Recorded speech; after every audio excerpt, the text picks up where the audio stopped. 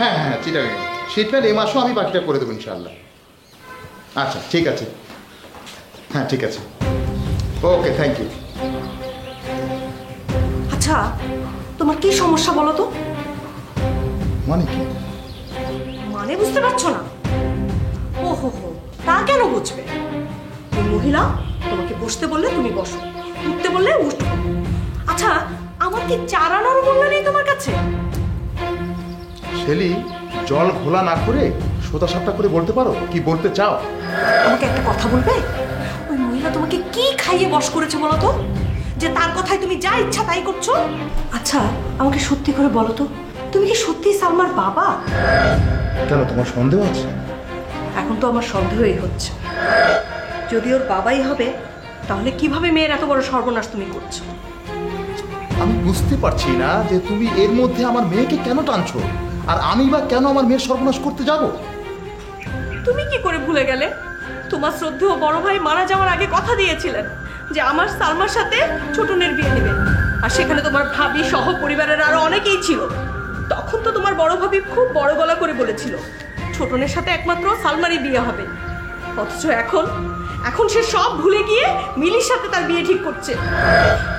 তুমি অন্তত মেয়েটার কথা চিন্তা করবে না? বাবা হয়েও তুমি ভাবিস তালে তাল মিলাচ্ছ। এই বিয়ে তোমরা সকলে মেনে নিলেও আমি মেনে নেব না। আমি এই বিয়ে কিছুতেই হতে দিব না।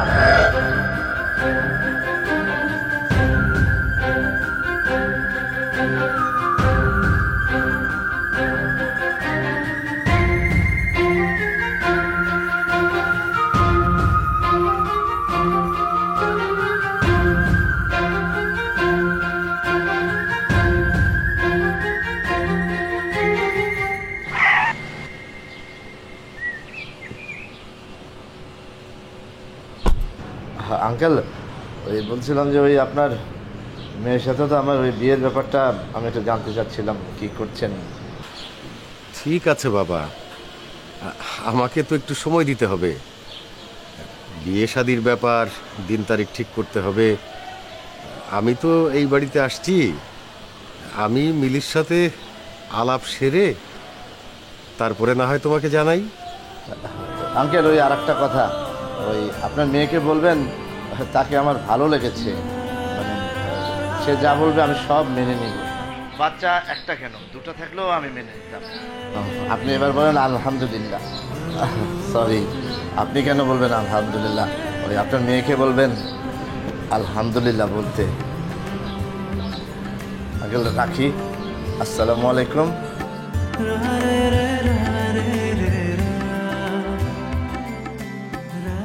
ভাইজা, আপনি পুরো অস্থির মানুষ। এই অস্থির কি? হ্যাঁ, অস্থির হবো না? আমার বয়স তুই চিন্তা করেছিস, এখন মধ্যে বিয়ে করিনি, আমার গাড়ি বাড়ি সব আছে, অথচ আমার একটা স্ত্রী নেই। তুই আমার ভিতরটা বুঝতে পারছিস? খা খা করছে, স্টুপিডের মতো কথা বলে। হ্যাঁ